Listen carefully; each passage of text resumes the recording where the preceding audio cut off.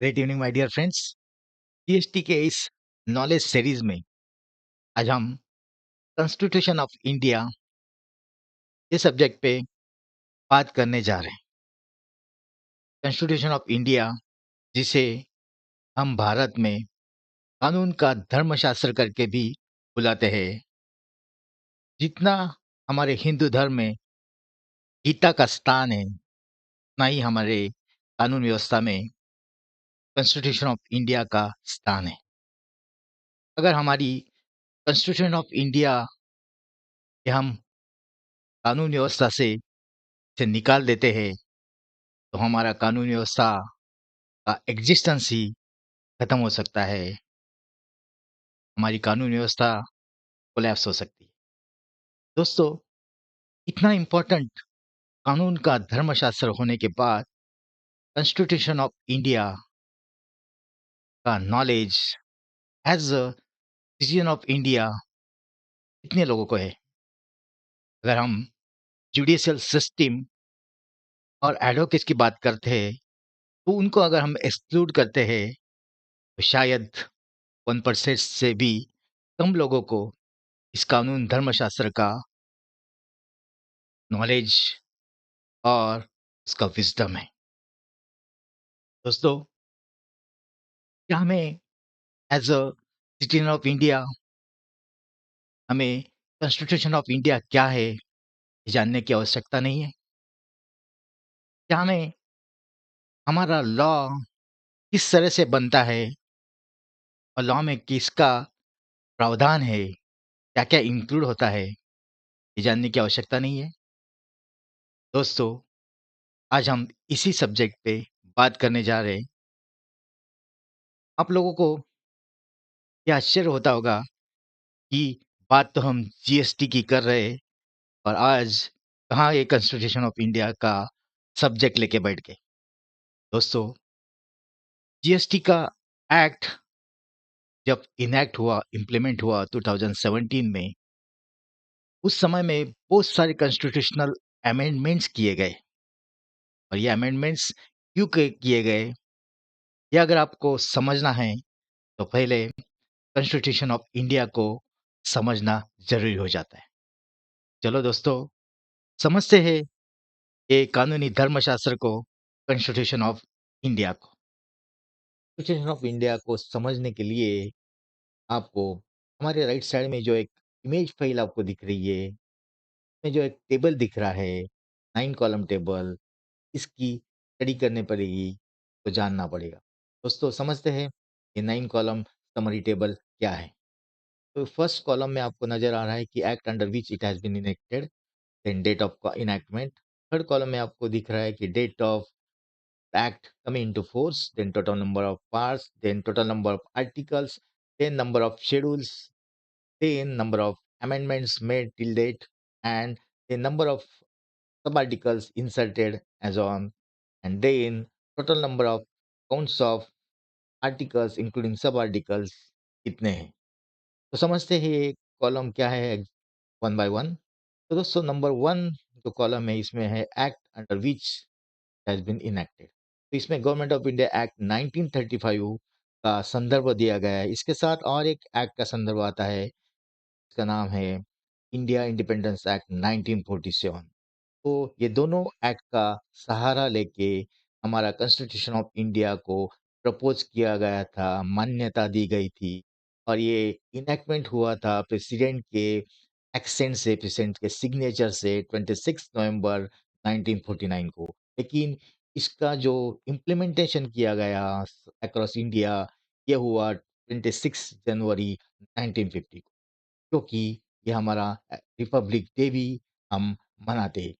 और इसीलिए हम इसको, ये डे को 26 जनवरी 1950 को रिपब्लिक डे करके मनाते हैं।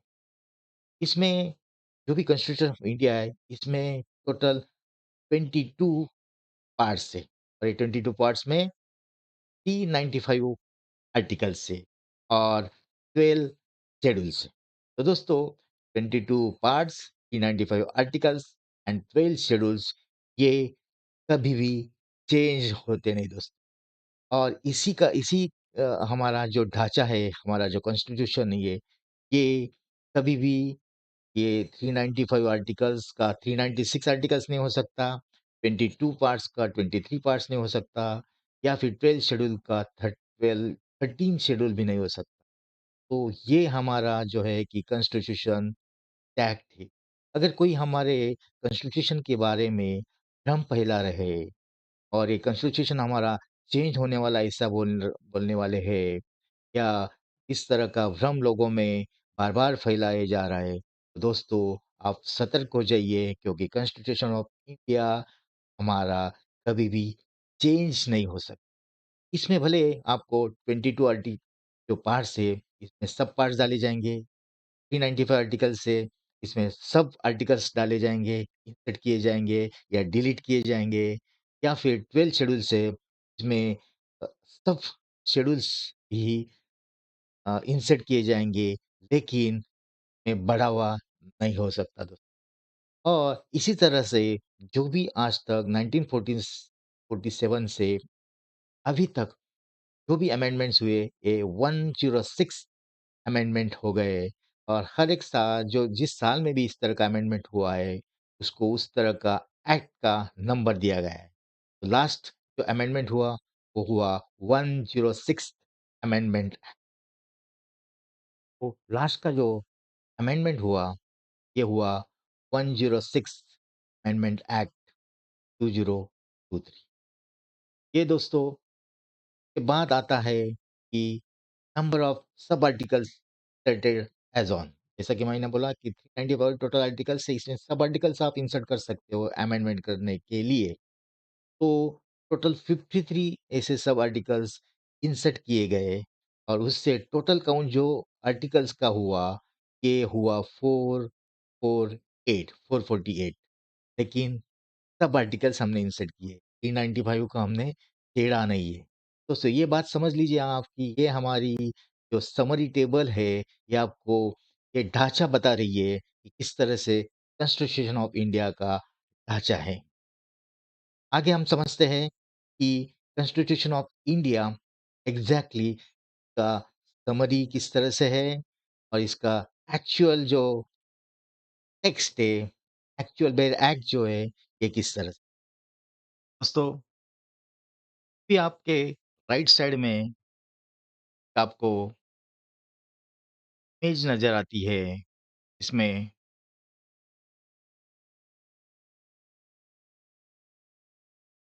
दोस्तों आपके राइट साइड में भी आपको एक इमेज नज़र आ रही है, इसमें 3 कॉलम है और ये 3 कॉलम जो दिखा रहे, ये है summary of constitution of India. इसमें हम फर्स्ट कॉलम जो है, इसमें पार्ट्स ऑफ इंडियन कॉन्स्टिट्यूशन दिख रहा है। सेकंड कॉलम में जो सब्जेक्ट है, इससे रिलेट करता है, ये पार्ट 1 सब्जेक्ट दिख रहा है और के अंदर कितने आर्टिकल्स आते हैं, ये थर्ड कॉलम में दिखाई दे रहा है।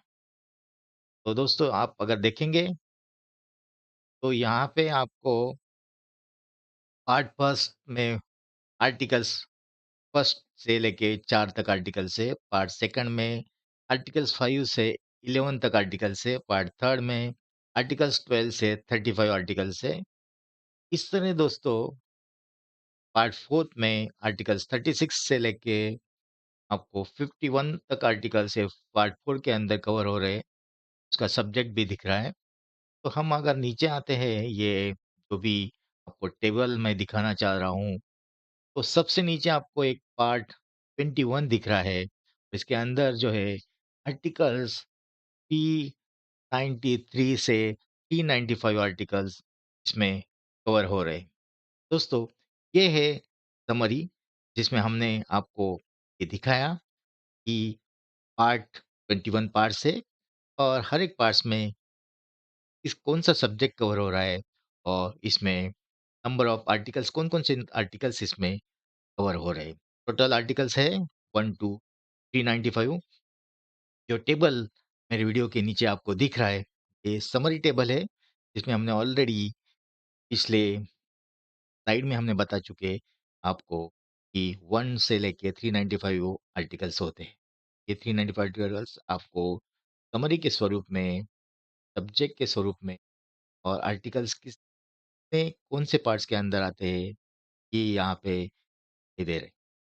नेक्स्ट स्लाइड में हम देख रहे हैं कि ये जो पार्ट है 21 पार्ट्स, इसमें अगर हम स्प्लिट अप करते हैं आर्टिकल्स 1, आर्टिकल्स 2, आर्टिकल 3, आर्टिकल 4, इस तरह से 395 आर्टिकल्स हमें दिखते हैं। क्या-क्या इनके सब्जेक्ट होते हैं, ये हमें देखना है अगले स्लाइड में। जी, मेरे राइट साइड में आपको जो इमेज नज़र आ रही है, जो वर्ड फाइल है, इसमें हमने ये दिखाने की कोशिश की है कि कॉन्स्टिट्यूशन ऑफ इंडिया के अंदर आर्टिकल्स जो भी है 395 आर्टिकल्स वन बाय वन दिखाए, उसमें का सब्जेक्ट है ये भी वन बाय वन दिखाए। दोस्तों, ये टेबल आपको आर्टिकल्स के सामने इंडिविजुअल सब्जेक्ट दिखा रहा है और पार्ट भी दिखा रहा है। तो पार्ट वन ये हेडिंग के स्वरूप में है, आर्टिकल्स वर्टिकल कॉलम के स्वरूप में है और सब्जेक्ट जो है ये भी कॉलम के स्वरूप में। तो देखते हैं दोस्तों क्या है इस टेबल में। समरी आपको जो टेबल की हमने प्रीवियस स्लाइड में दिखाई थी, ये ऑलरेडी मेरे वीडियो के सामने वीडियो के नीचे आपको नज़र आती होगी। तो ये समरी है और हम अभी देख रहे हैं setup of articles in subject wise form और पार्ट भी उसका हेडिंग है। देखते हैं। देखिए दोस्तों यहाँ पे आपको कॉन्स्टिट्यूशन ऑफ इंडिया लिखा हुआ नज़र आ रहा है ऊपर हेडिंग के साथ। उसके नीचे आपको पार्ट 1 करके नज़र आ रहा है। बाद में कंटेंट सप्रीमेबल और पार्ट 1 करके नज़र आ रहा है। इसमें आर्टिकल्स का एक कॉलम है और प्रोविज़न जो डिस्क्रिप्शन ऑफ आर्टिकल या सब्जेक्ट ऑफ द आर्टिकल ये सेकंड कॉलम है। आर्टिकल 1, 2, 2A, 3 एंड 4 ये पार्ट आता है, पार्ट 1 में आता है। जो हमने प्रीवियस स्लाइड में समरी देखी है, इसमें आर्टिकल 1 से लेके 4 ये पार्ट 1 का पार्ट है ना?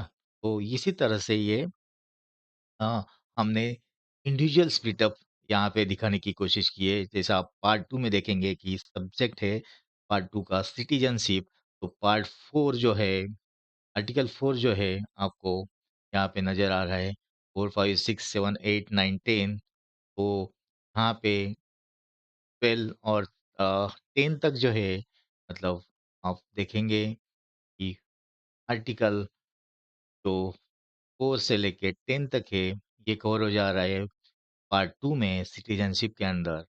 इसी तरह से दोस्तों आप अगर देखेंगे तो ये पूरा 395 आर्टिकल्स जो है इसके आपको ये टेबल में सब्जेक्ट नज़र आएँगे और पार्ट भी जो है 21 पार्ट्स तक ये भी सब हेडिंग के स्वरूप में आपको नज़र आएगा। हम देखते हैं कि लास्ट 395 जो पार्ट है इस तरह से यहाँ पे दिखाया गया है। ये 395 आर्टिकल रिफिल और पार्ट 22 में 393 आता है, 394, 394 ए, 395। दोस्तों ये आप जगह-जगह पे ये टेबल में अगर देखेंगे, तो आपको सब आर्टिकल्स इंसर्ट किए हुए नज़र आएँगे। जैसे कि ये 394 ए आर्टिकल्स इंसर्ट किया गया है। ऊपर आप देखेंगे कि 378 आर्टिकल्स जो है ये दिखाया गया है। तो इस तरह से सब आर्टिकल्स अमेंडमेंट के स्वरूप में यहाँ पे इंसर्ट किए गए जैसे 371 बी, 371 ए और ये जो भी विजुअल जो आर्टिकल्स है और ये सब्जेक्ट है, ये टेबल में हमने दिखाने की कोशिश की। उसके बाद हम टेबल जो देखते हैं, ये है कि एक्चुअल जो टेक्स्ट है कॉन्स्टिट्यूशन ऑफ इंडिया, ये हम देखेंगे। दोस्तों, अभी आपके राइट साइड में जो एक इमेज फाइल दिख रही है, एक पीडीएफ फाइल है, इसमें आपको एक्चुअल टेक्स्ट कंटेंट्स जिसे बेयर एक्ट भी बोलते हैं, ये कॉन्स्टिट्यूशन ऑफ इंडिया का actual text contents wordings as it is जो भी ओरिजिनल फॉर्म में जो भी लिखा गया था और अ, वो ये पास हुआ था और जिसको असेंट मिली थी, ये कॉन्स्टिट्यूशन ऑफ इंडिया का ओरिजिनल फॉर्म है दोस्तों। आप अगर देखेंगे तो ऊपर आपको ये कॉन्स्टिट्यूशन ऑफ इंडिया ये हेडिंग नज़र आएगी। उसके नीचे आप देखेंगे तो ये प्रीमेबल है। प्रीमेबल मतलब जैसा कि एक प्रतिज्ञा जैसा अ, होता है, जिसमें आप ये प्रीमेबल पढ़ने की कोशिश करेंगे, तो आपको ये 100% हमारा कॉन्स्टिट्यूशन ऑफ इंडिया सब बाकी कंट्रियों से कितना अलग है और इसमें क्या कहा गया है, ये आपको पता चलेगा। क्योंकि ये इतना इम्पोर्टेंट जो धर्म ग्रंथ है कानून का और ये क्यों है, ये भी आपको पता चलेगा। लेकिन हमारा जो जनरेशन है, यंग जनरेशन या बहुत सारे अ, 98% जो पॉपुलेशन है, तो ये पढ़ने में दिलचस्पी नहीं है या वो जानना भी नहीं चाहते as a citizen of India, constitution of India हमारा प्रीमेबल क्या कहता है। तो देखते हैं दोस्तों कि क्या कहता है प्रीमेबल। प्रीमेबल जो है ये कहना चाहता है दोस्तों, we the people of India having solemnly resolved constitute India into a sovereign, socialist, secular, democratic republic and to secure to all its citizens, sorry, justice, social, economical, political, liberty of thought, expression, belief, faith, and worship, equality of status and opportunity, and to promote among them all, sorry, fraternity, assuring the dignity of the individual and the unity and integrity of the nation. दोस्तों, ये जो चार justice, liberty, equality, fraternity and unity and integrity of the nation, ये सब हमारा sorry constitution of India का preamble है। और अगर हम नीचे आएंगे तो यहाँ पे in our constitutional assembly this 26 day of November 1949 to hereby adopt, enact and give to ourselves this constitution। तो असेंबली में ये कहा गया कि ये जो इस तरह का जो कॉन्स्टिट्यूशन ऑफ इंडिया है जिसमें ये जस्टिस भी है, लिबर्टी भी है, इक्वलिटी भी है, फ्रैटर्निटी भी है, unity and integrity of the nation भी हमने कहा, ये प्रतिज्ञा किया है, तो ये इस तरह का कॉन्स्टिट्यूशन हम देश को समर्पित करते हैं।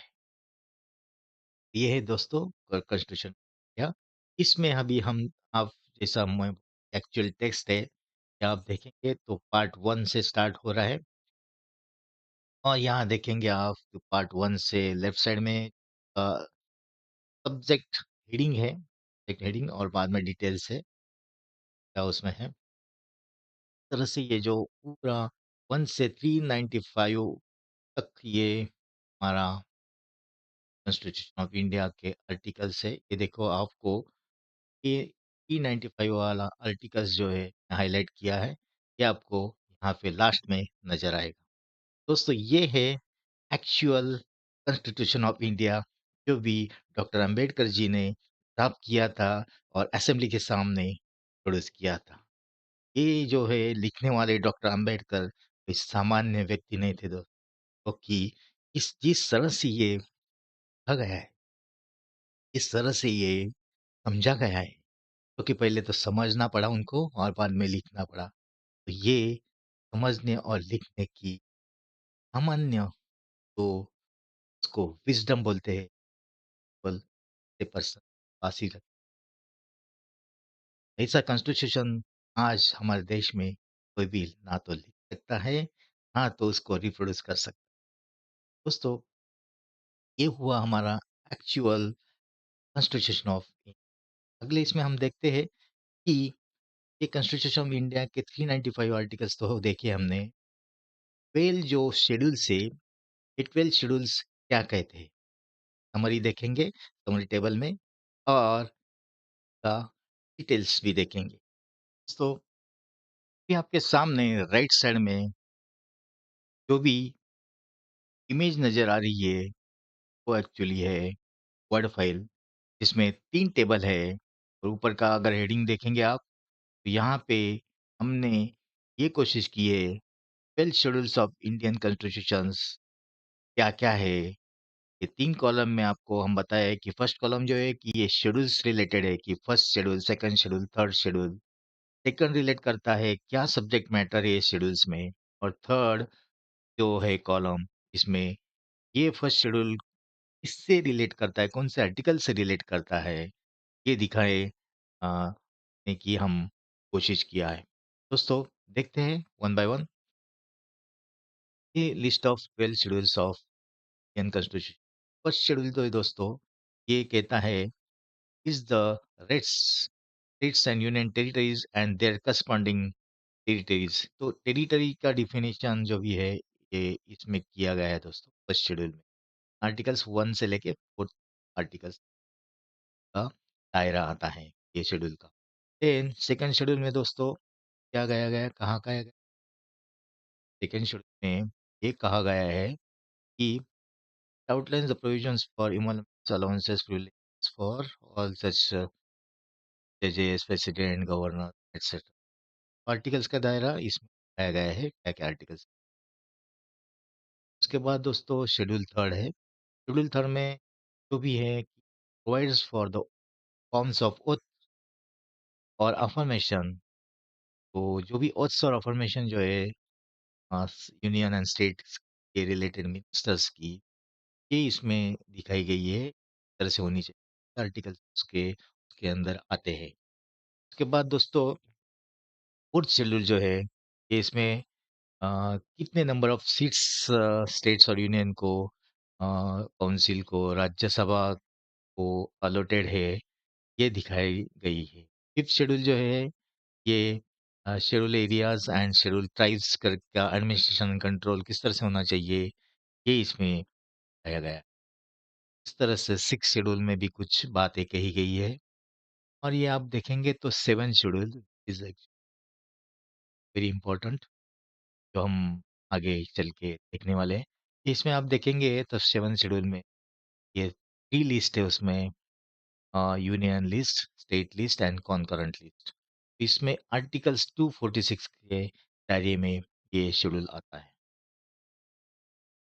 उसके बाद 8th शेड्यूल है, उसके बाद 9th शेड्यूल है, उसके बाद 10th शेड्यूल है, 11th शेड्यूल है और 12th शेड्यूल है। ये सब शेड्यूल्स के सामने आपको सब्जेक्ट दिखेंगे, क्या सब्जेक्ट से ये डील करते हैं और उसमें कौन से आर्टिकल्स का अंतर्भाव है या कौन से आर्टिकल से वो रिलेट करते हैं, ये यहाँ पे आपको दिख जाएगा।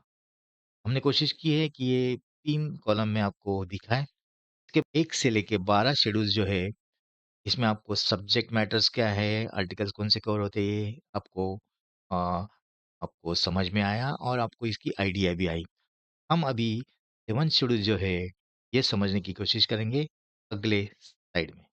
अरे राइट साइड में आप जो एक इमेज देख पा रहे हो, ये 4 कॉलम्स है इसमें और ये है 7th schedule of constitution of India.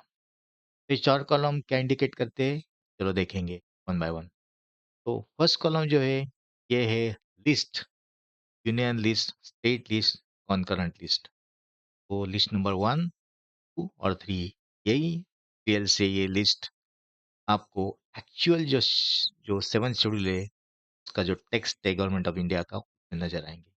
तो यूनियन लिस्ट जो बात करती है, इस contents subject on which only the parliament has the exclusive power to legislate. मतलब ये जो यूनियन लिस्ट के अंदर जो 100 एंट्रीज़ है, इस पे केवल सेंटर ही लॉ बना सकता है, एक्ट बना सकता है।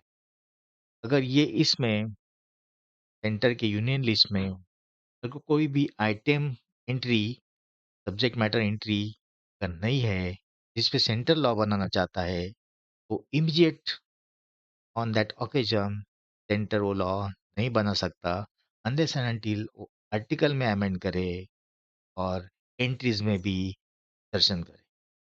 तो दोनों इधर आपको वहाँ पे इंसर्शन करना पड़ेगा, आर्टिकल्स में सब आर्टिकल इंसर्ट करना पड़ेगा एंड देन यहाँ पे शेड्यूल में इंसर्शन ऑफ एंट्री करना पड़ेगा। सिमिलर वे स्टेट के अंदर की जो सेकंड लिस्ट है, इसके अंदर contain subject on which only the state legislature have the exclusive power to make laws और legislate. तो ये स्टेट लिस्ट के अंदर आपको 66 जो एंट्रीज सब्जेक्ट एंट्रीज दिखेंगी। इसके अलावा अगर स्टेट लिस्ट में आइटम नहीं है, एंट्री नहीं है और स्टेट उस पे लॉ बनाना चाहता है, पहले हमारा जो आर्टिकल जो है उसमें सब आर्टिकल इंसर्ट करना पड़ेगा एंड एंट्री भी इसमें 67th एंट्री ये इंसर्ट करनी पड़ेगी या फिर अगर हम सब एंट्री भी इसमें इंसर्ट कर सकते हैं। दोस्तों, अगर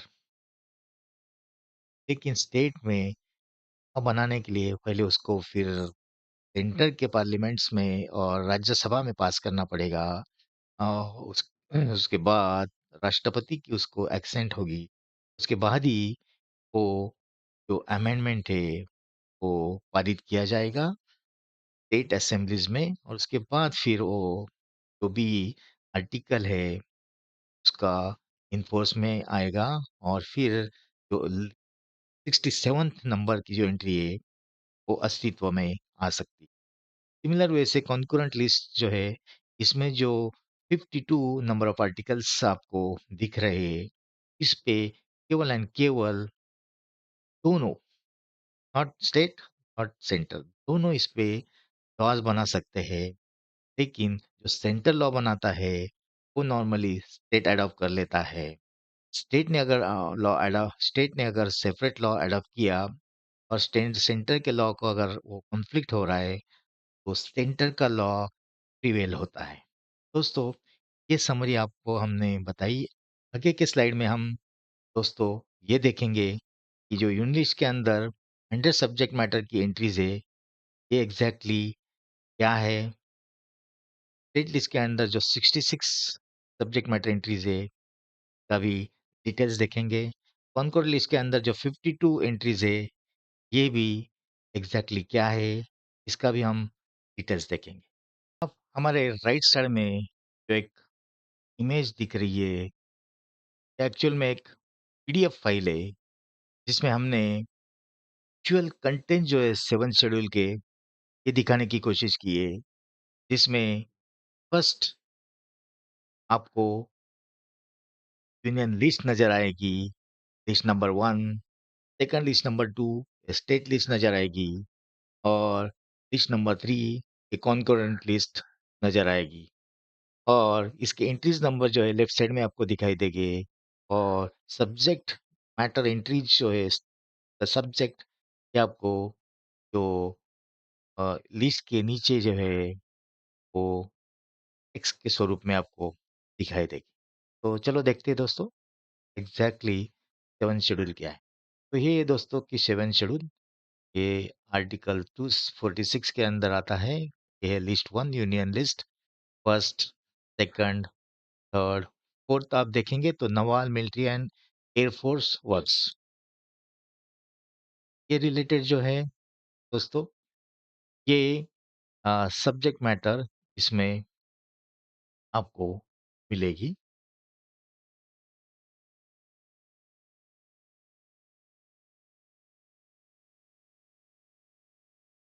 लेकिन आप 11 और 12 में देख रहे हैं तो ये सारे सब्जेक्ट मैटर्स जो है कि जैसे कि यूनाइटेड नेशंस ऑर्गेनाइजेशन इसके रिलेटेड अगर कुछ दावा बनाना है तो सेंटर के अख्तियारी में आता है। इस तरह से आप देखेंगे कि बहुत सारी एंट्रीज है इसमें टैक्सेशन के रिलेटेड भी एंट्रीज है। तो आप देखेंगे यहाँ पे आपको कि नज़र आएगा ये 52 एक एंट्री है। बाद में आपको ये नज़र आएगी 54 यहाँ पे आपको दिखेंगे कुछ regulation of mines and minerals development. बाद में आपको 62, 63 ये सारी एंट्रीज यहाँ पे आपको नज़र आएगी। आपको अगर क्योंकि आप ये देखेंगे कि सेंटर के अंडर जो है कि जैसे टैक्सेशन का हम बात करेंगे तो एच ड्यूटी भी सेंटर का ही पावर के अंदर आता था। सर्विस टैक्स की भी ये लेवी करने का अधिकार जो था ये सेंटर का था। इनकम टैक्स भी लेवी करने का जो अधिकार है ये भी सेंटर का है। ये सारी एंट्री यहाँ पे ऑलरेडी है, इसीलिए सेंटर उसको जो भी है उसको लॉ बना पा रहा है। देखेंगे इसमें कि 81 नंबर का जो है ये कहता है इंटरस्टेट माइग्रेशन क्वारंटाइन रिलेटेड। अभी आपको 82 एंट्री दिख रही है, ये क्या है दोस्तों? ये है taxes on income and other than agriculture. तो ये रिलेट करती है सेंटर की पावर, इनकम टैक्स जो लेवी करने की पावर। इस सेंटर को जो पावर आ रही है ये 82 एंट्री की वजह से आ रही है। अभी आप नीचे देखेंगे तो 83 जो एंट्री है ये related to customs and export duties है। सेंटर को जो पावर आती है कस्टम्स एक्ट बनाने की, कस्टम्स एक्ट 1962, कस्टम्स एक्ट 1975 हो, ये इससे आती है। ऊपर देखा हमने कि इनकम टैक्स भी एक्ट है, एक्ट 1961। उसके बाद डायरेक्ट टैक्स कोड, इसकी पावर ये एंट्री से आती है।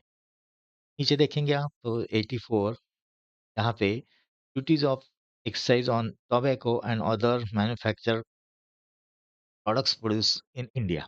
टोबैको और इस पे भी जो टैक्स लगाने की जो बात आती है, ये पावर आती है सेंटर को, इससे आती है। तो ये सारे जो है कि आपको टैक्सेशन के जो थे यहाँ पे नज़र आएँगी, करेक्ट? तो ये यहाँ पे आपको 92 सी जो था ये टैक्सेशन ऑन सर्विसेज़ करके इंसर्ट किया गया था सेंटर 2003 में। 2003 उसके पहले जो अलग एक्ट के अंतर्गत इसको लेवी किया जाता था सर्विस टैक्स को। जब ये 92 सी का इंसर्शन हुआ तो सेंटर को इस एंट्री से पावर आई थी सर्विस टैक्स लगाने की। इसके बाद आप देखेंगे तो ये 97 और भी इसमें है जो बाद में आती है ये स्टेट लिस्ट नंबर सेकंड। ये स्टेट लिस्ट में आप देख पाएंगे कि 66 एंट्रीज जो है ये इसके अंदर है, 63, 64, 66। और बाद में आती है लिस्ट नंबर 3 कॉन्करेंट लिस्ट। इसमें आप देख पा रहे हैं, इसमें आपको जो भी हमने 52 एंट्रीज बताई लेकिन इसमें 47 ही है, एंट्रीज बढ़ के 52 तक हो चुकी है। दोस्तों ये है कि एक हमारा 7 शेड्यूल के जो भी लिस्ट है, ये list union list, state list और कॉन्करेंट लिस्ट, 100 जो है एंट्रीज है यूनियन लिस्ट में, 66 एंट्रीज है स्टेट लिस्ट में, कॉन्करेंट जो भी लिस्ट है इसमें 52 एंट्रीज है। तो जिस पे भी हमें सेंटर को अगर लॉ बनाना है तो ये लिस्ट में एंट्री चाहिए। सॉरी, स्टेट को भी लॉ बनाना है तो इसमें एक ही चाहिए। और दोनों को अगर लॉ बनाना है तो कॉन्करेंट लिस्ट में उसकी एंट्री चाहिए। दोस्तों जीएसटी एक्ट जब लगाने की बात हुई थी, इम्प्लीमेंट करने की बात हुई थी, उस समय में जीएसटी ये नया टैक्स स्ट्रक्चर था, इसका ना तो रिलेटेड आर्टिकल्स था, ना तो उसकी ये कॉन्करेंट लिस्ट में एंट्री थी। क्योंकि इसके पहले एक्साइज जो गुड्स पे टैक्स लगाते थे, सेंटर लगाता था एक्साइज ड्यूटी, सर्विस पे जो लगाता था वो सेंटर लगाता था, और स्टेट भी उसके रिलेटेड वैट एक्ट या सेल ऑफ गुड एक्ट, इस तरह के लोकल सेल्स टैक्स, इस तरह के, और एंट्री टैक्स, इस तरह के टैक्सेस स्टेट भी लगाता था, उसको भी एम्पावर किया गया था। तो ये पूरे सब्ज्यूम करने के बाद अगर हमें जीएसटी करके जो एक सिंगल टैक्स अगर लगाना है, हमें एक रिलेटेड आर्टिकल्स की भी उसमें एंट्री चाहिए, और जो 395 आर्टिकल्स है उसमें एक एंट्री उसमें चाहिए, और अमेंडमेंट भी उसमें चाहिए। उसके अलावा ये जो कॉन्करेंट लिस्ट है जिसमें सेंटर भी लॉ बना सकता है, स्टेट भी लॉ बना सकता है, इसमें भी एंट्री चाहिए। और बाकी जो है कि स्टेट और सेंटर वाली जो इंडिविजुअल पावर्स है, वो भी हमें मूव करनी चाहिए। क्योंकि कॉन्करेंट अगर पावर है तो इंडिविजुअल पावर्स भी हमें रिमूव करनी चाहिए। तो इस तरह के अमेंडमेंट्स के लिए जो भी जीएसटी कॉन्स्टिट्यूशनल अमेंडमेंट्स हुए, वो हम नेक्स्ट वीडियो में देखेंगे। अभी हम एक टेबल देखते हैं जिसमें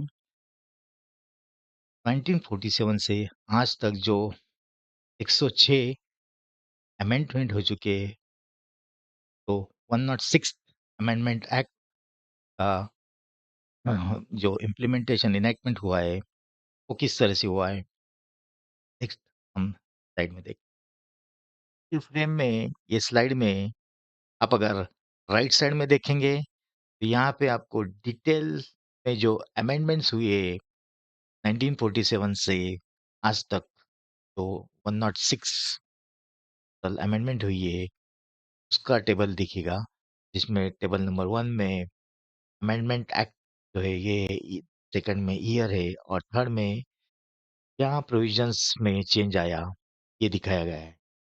और मेरे वीडियो के एग्जैक्ट नीचे अगर आप देख पा रहे हो, तो यहाँ पे समरी आपको दिखाई देगी कि 1947 से 2023 तक, 24 तक कितने अमेंडमेंट्स हुए। 106 अमेंडमेंट, 106 अमेंडमेंट हुए, और उसकी समरी आपको 4 कॉलम में दिखाई दे रही है ना? तो अभी हम ये जो डिटेल में देखते हैं, तो राइट साइड में आपको दिख रहा है लिस्ट ऑफ अमेंडमेंट एक्ट्स है। जैसे कि आप देखेंगे 7th 8 इस तरह से जो भी अमेंडमेंट्स हुई है, और जो भी सब्जेक्ट मैटर है अमेंडमेंट का, ये आपको थर्ड कॉलम में दिखाई देगा, ईयर दिखाई देगा। तो ये देखिए कि आपको धीरे धीरे नीचे आप जा रहे हैं, तो आपको जैसे कि 16th amendment, then 69th amendment, इस तरह का आपको अमेंडमेंट एक्ट दिखाई दे रहा है। और आपको लास्ट में जो है कि 103rd, 104th, 105th और 106th अमेंडमेंट एक्ट यहाँ पे आपको दिखाई दे रहा है। तो जीएसटी रिलेटेड भी जो 2006 में जो अमेंडमेंट करने पड़े, ये आपको यहाँ पे जीएसटी रिलेटेड अमेंडमेंट्स यहाँ पे आपको दिख रहे हैं कि 101, 101 वाला जो अमेंडमेंट्स एक्ट था 2016 में किया गया, इसमें आर्टिकल्स कुछ रिमूव किए गए, कुछ इंसर्ट किए गए, सब आर्टिकल्स इंसर्ट किए गए, कुछ एंट्रीज इंसर्ट की गई, कुछ एंट्रीज जो है कि तो ये जो भी चेंजेस आए, ये यहाँ पे ये एक्ट के अंतर्गत का प्रावधान किया गया। तो produce goods and service tax regime confirming concurrent taxing powers on parliament and state, established GST council, provided compensation for revenue lost to states। इस तरह के जो प्रोविजन है ये इसमें किए गए, और उसी को जो अंतर्गत अ, देखते हुए, इसी सब्जेक्ट मैटर को जो भी चेंजेस आए ये देखते हुए,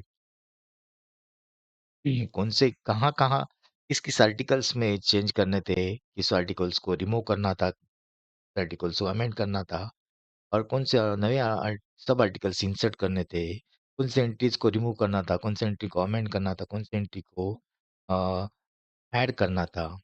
ये सारे जो है जीएसटी रिलेटेड जो प्रोविजंस है, ये हम अगले वीडियो में देखेंगे कि कॉन्स्टिट्यूशनल अमेंडमेंट्स कौन-कौन से आर्टिकल्स में हुए, और किस तरह से उसका एंट्रीज का भी इंसर्शन हुआ।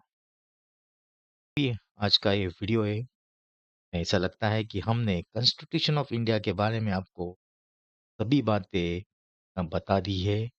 और अगर आपको लगता है कि ये वीडियो आपके लिए एक इंफॉर्मेटिव साबित हुआ, तो प्लीज़ कमेंट बॉक्स में जाके कमेंट लिखिए कि exactly great video, super video about constitution. आप आपको कुछ जानकारी नहीं थी।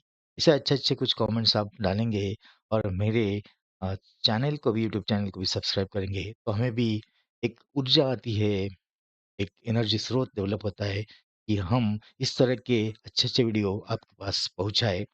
तो जीएसटी सीरीज़ में हम आगे चल के बहुत सारे वीडियोज़ बनाने वाले हैं और हम कोशिश करेंगे कि हम आपका व्यू और दिल जो जीत सके और आपको अच्छे कंटेंट दे सके, इन्फॉर्मेटिव कंटेंट दे सके, ताकि आप भी हमारे जो रिकॉर्डिंग प्रोग्राम्स है related to GST, related to export import, या आप अगर जॉइन करते हो 6 मंथ्स और 12 मंथ्स का mentoring programme is the best programme. ये अगर आप जॉइन करते हो तो आपको ये सक्सेसफुल एग्जामिनर बन सकते हो और जीएसटी का परफेक्ट नॉलेज आपको आ सकता है, जो आप यूटिलाइज कर सकते हैं इधर एम्प्लॉयमेंट में, या फिर आप यूटिलाइज कर सकते हैं उसको बिजनेस में। थैंक्स अ लॉट दोस्तों। Have a great